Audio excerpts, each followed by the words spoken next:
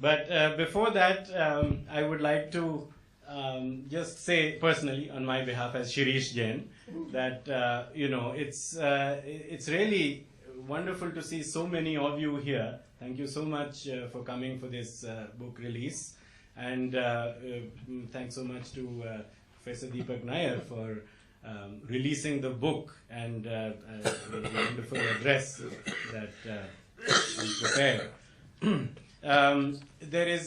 I would like to convey the message from my father that there's nothing to be very worried about. He has an infection and it's being taken care of. But unfortunately, he couldn't be here today with you. He did try his best to recover, but the doctor advised him not to be here.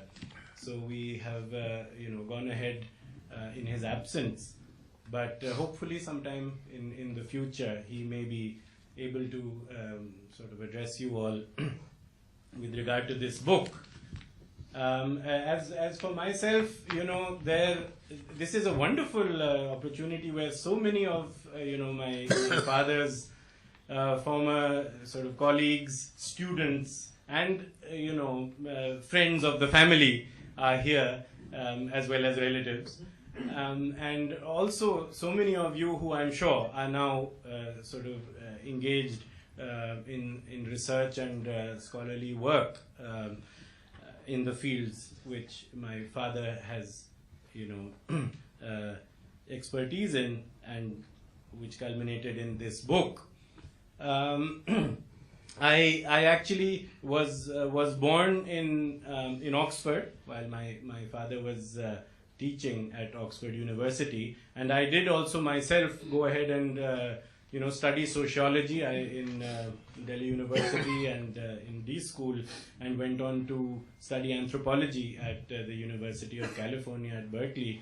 As Professor Tripathi here mentioned that in my introduction, that probably is more relevant.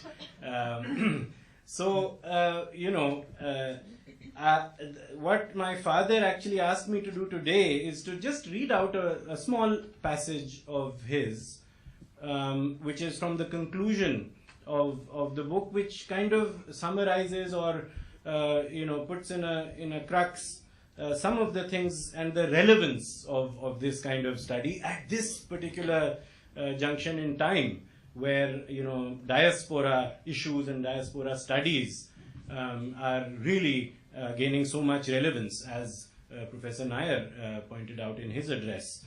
So this is I'll read out now from the conclusion.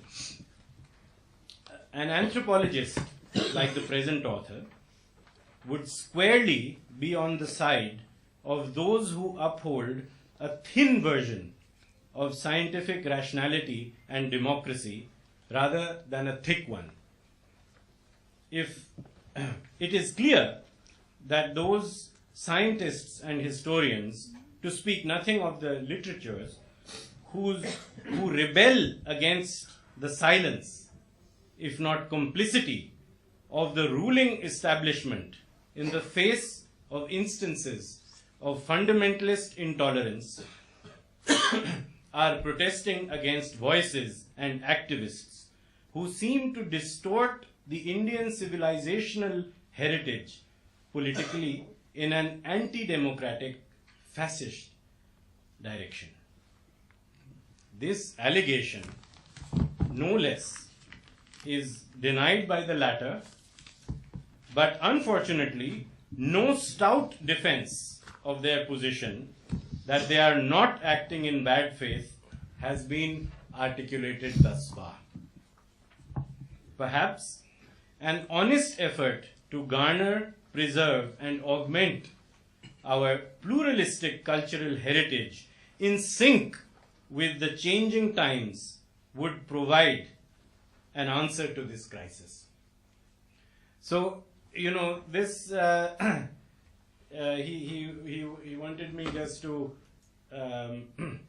read this out to emphasize, the and to contemporize the content of this book. and I'm sure more analytical discussions will follow in the panel discussion.